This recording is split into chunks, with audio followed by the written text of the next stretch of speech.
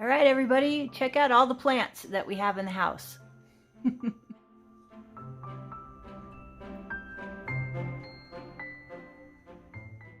Okay, guys, so I was going to take you inside and show you the plants that I have in the house, but then I remembered this beautiful winter kale that my mother gave me. And I have been all over the United States, and I've even seen these things growing in the middle of winter when it was 20 degrees below zero outside in Chicago. And they don't care. And as you can see, it's very beautiful. I've also seen them just completely covered in frost and still happy and healthy. So as long as they get enough sunshine, they don't care if they're outside. And just look at him. He's just so gorgeous. I love it. And sometimes they get really, really big and they grow up really tall and they have little blooms and stuff. And I don't think that's going to happen till the spring. But I just wanted to show you guys this little guy because he's really nice. Okay, so in my messy kitchen, I have a couple of old air plants. Actually, it's based pretty much one air plant because this mother plant right here made this one, and this one.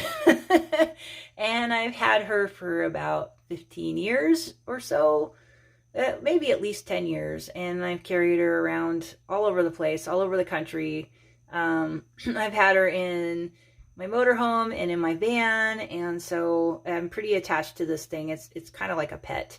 So yeah, the air plant, it's really awesome, and they're one of my favorite kinds of plants to grow, but you have to find the right one. They have to be pretty tough, otherwise they won't grow in a van. But they are one of the things that are good for a van because they don't need dirt, and you could pretty much hang them from a string and they're happy as long as they get enough moisture and warmth. Okay, over here we have my little peanut cactus, and he's one of my favorites. My good friend Teresa gave me him and these awesome giant mother and, well, I guess they're called hens and chicks. I call them mother of chickens because they're giant. They're really big. My friend was very kind enough to give them to me as kind of like a housewarming gift. But one of the things I really love about these peanut cactuses is they have like bright, like neon reddish orange and yellowy flowers in the summertime. I have this one in the house. Usually you grow these things like year round outside, but where I'm at, they don't like it so much. Succulents don't like to get their feet wet. They don't like to be very, they like moisture, but they don't want to have moisture all the time. So it's important to keep them in the house if you get a lot of precipitation in the wintertime, unless they are a type of succulent like Oregon stone crop, which is used to being outside. So yeah, and like this guy, case in point, I don't even remember what they're called, but it's a type of hens and chicks, and it can grow in 20 below weather, and it still does not like being outside when there's too much rain, if there's not enough drainage. So I have not found a good place to plant him or his little buddies over here yet where there's some good drainage. I had this whole entire box full and they died off last winter because, well, they just were too wet. So this year I decided just to bring their little box inside until I could figure out something better. Same deal with these guys. These are like, these guys are called rollers, I think is what they call them, but they're like a type of hens and chicks too, and they're an alpine succulent, and that's about as big as they get. They just spread out, make more little babies, but yeah, they're not going to get much bigger than that. And this guy here, I don't even remember what he's called, but obviously he was not getting enough light, so he decided he was going to telescope out like that. Yeah, if you guys have succulents and they do that, it's not because they're trying to grow bigger because they want to. It's because they're trying to find the sun. Most of the time, if they're like the rosette kind of flat ones, they like to spread out like these guys are doing. You see that? See how the babies are spreading out? That's what they do. They don't, yeah. So if they telescope like that, then that means they need more light. Just an FYI. Then we have a blue agave, and yes, agaves can grow in the house. Its mother is outside, and we brought him in because we didn't really have a place to plant him yet. So he's staying inside till he gets a little bit bigger. And then my snake plants that I had in my van right here, you guys might recognize them.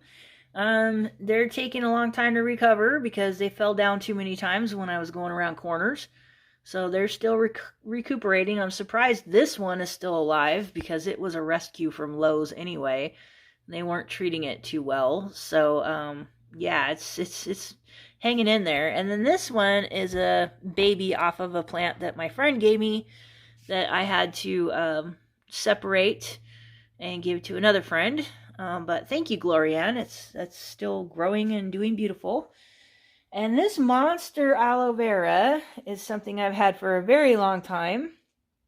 I had it before I moved into my van, and my friend Teresa graciously adopted it for me. And I was going to let her have it forever, but when I moved into the house with Ron, she gifted it back to me. And it was huge when I gave it to her, and now it's like twice the size. And I think it's even grown another foot since I got it back a few months ago. It is a monster. I'm going to have to transplant it. But all of these little guys are its babies. And when I got it, it was about the size of like one of the smaller ones in here. It has just grown by leaps and bounds. So obviously it likes what I do. She had it outside under her patio, and it still grew pretty good. And then this one, same deal, was one little baby that I started, and I gave it to her. And it was getting big, and now it's just like taking over this pot that we put it in. And yeah, these are two different types of aloes. There's 200 different species of aloe vera. I don't know all the little like subspecies names, but they're all pretty much good for like cuts and burns and stuff like that. So any one of them you grow in your house especially is probably going to be one that you can use for medicinal purposes. This is a pincushion cactus, and I really love it. I think it's beautiful. Just don't touch it. And that's a button cactus, which is not really a cactus, but it's a succulent. Or sometimes they call it a child's necklace or a necklace cactus. This is a baby jade plant, a variegated jade. I'm hoping that it gets big. This is something from Africa. I don't even remember what it's called, but it likes the shade, so I figured it would be really good in the house. And it's not going to get too much bigger than that, maybe about twice that size. And this one's called a dark prince, and it's like a hens and chicks. And it's looking like it might need a little more light than what it's getting. I'm probably going to have to, well, I'm going to have to move all of these guys, transplant them into something else. And this one was one that was outside. It's a red carpet sedum. Sedums come in all different shapes and sizes, species, and varieties. They're also called stone crop because they like to grow in rock gardens and over stones. They're some of my favorite succulents of all time. Not just because they're beautiful and they come in all different shapes, but because they are also multi-purpose plants where if you have an emergency and you don't have any salad to eat and you really need salad, you can eat a few leaves of these guys and get by. I wouldn't recommend eating too much, but you guys know me, I'm a carnivore. I don't eat plants very much anyway, if at all.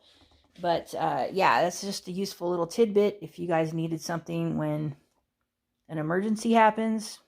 Oh, I don't know. We've been having quite a few of those in the world lately. This little decorative plant could help you guys out. This is another variety of snake plant or mother-in-law's tongue. Again, there's probably hundreds of different varieties of these, and all of them are just as useful and beautiful. They used to use the fibers in these leaves to make the strings for bows and arrows in Africa. That's how good this fiber is. So this is a good plant to have around because you never know. You might have to make your own strings sometime.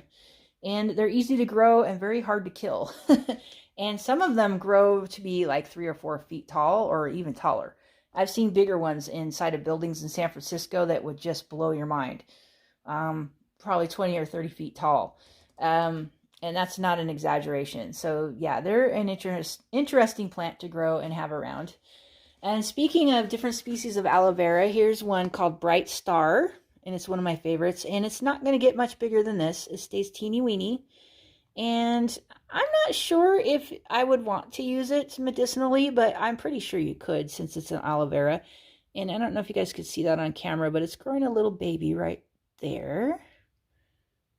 See if I can zoom in on that a little. Well, my camera's not really doing good. That's a little better. Might be able to see it.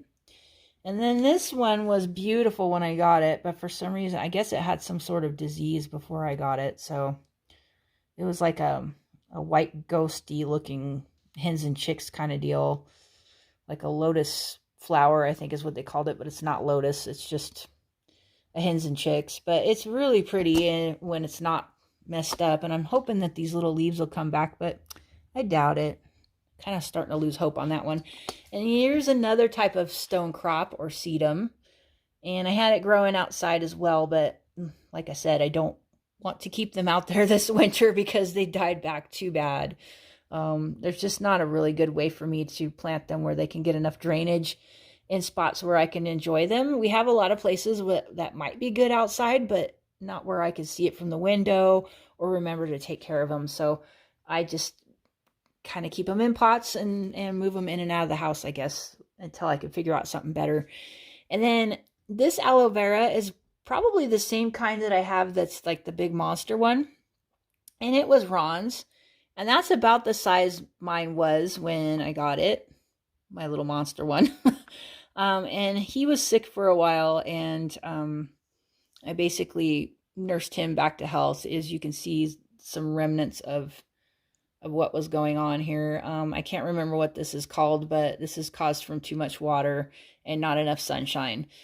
So there's a balancing act with aloe veras, especially of this type. They don't like too much sun, and they don't like too much shade, and they don't like a lot of moisture, but they need enough to where they can survive. And if they're getting sick, sometimes just starving them of water helps. Because they can get like root rot and all kinds of weird things, especially in the wintertime when the sun's not shining quite as much. So you just have to be really careful, especially when you keep them in the house. And for now, that's all the plants that we have. We want to build something in the windows for them to grow in or grow on so that we can have more. And the weirder, the better, and the more useful, the better. So I'm going to be updating our plant situation with you guys and whatever else we decide to play with because everything in our house is pretty much a project. I have this picture my mother gave me that I absolutely love that I want to hang up on this wall right here.